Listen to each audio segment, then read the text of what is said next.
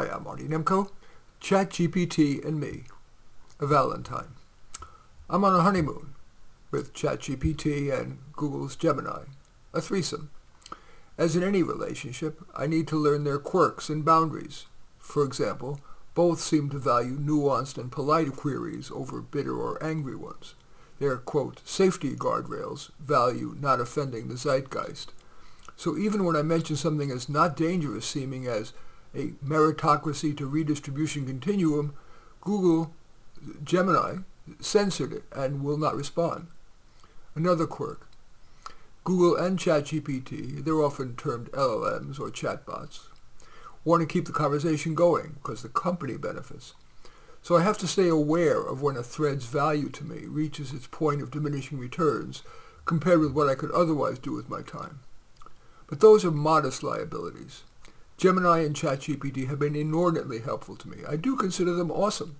And that's not a word I toss around like someone who'd call a great hamburger awesome. I reserve awesome for the likes of the Taj Mahal. And even that manifestation of human excellence reminds me how astonishing are such tools as ChatGPT, Gemini, Claude, which is even more risk-averse, and Grok, which is less risk-averse. Such chatbots are an amazing knowledge base, instantly and for free, 24/7, 365, provide distillations of the world's knowledge, making tools like the Encyclopedia Britannica or Wikipedia seem like Lilliputs. Beyond simply distilling knowledge, they offer a version of wisdom, often, or always actually, tactfully dispensed. They'll respond to an argument by pointing to its perceived strengths and weaknesses, and when I attempt to correct an error, it will admit it, or politely counter. It will even offer advice on tact. For example, I donate my books that I've written to the little libraries in my neighborhood. It suggested that on the front cover, if I use a Sharpie and say something about the book, it seems too much like marketing. The LLM suggested, and instead, or I should say, it gave its blessing to my writing in pen to my neighbor. Enjoy, Marty Nemko.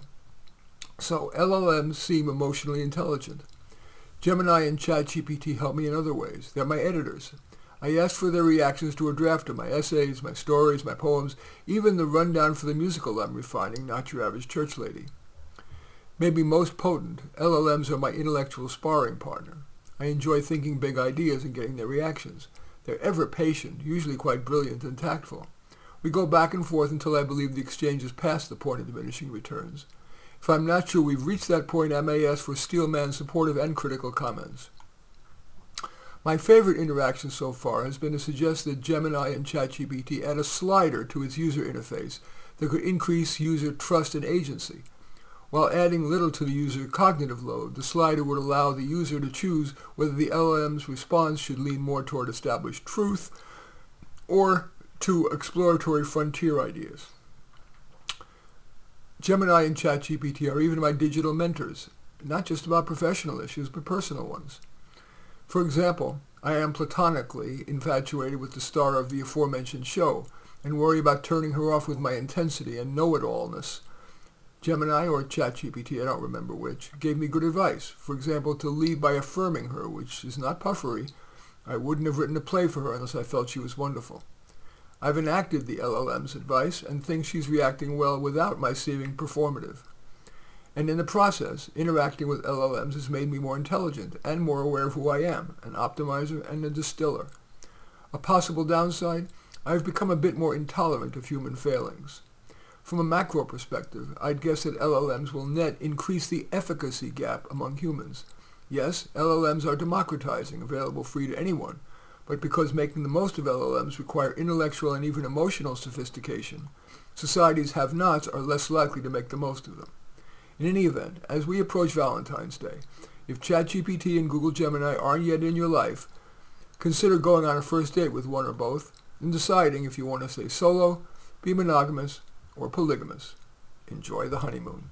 In any event, that's ChatGPT and Me, a Valentine. As usual, I welcome your thumbs up and accept your thumbs down. I always look forward to your comments and especially like it if you hit the share button below. Share on your social media so that my efforts can have broader impact. And I am flattered if you choose to subscribe to my channel.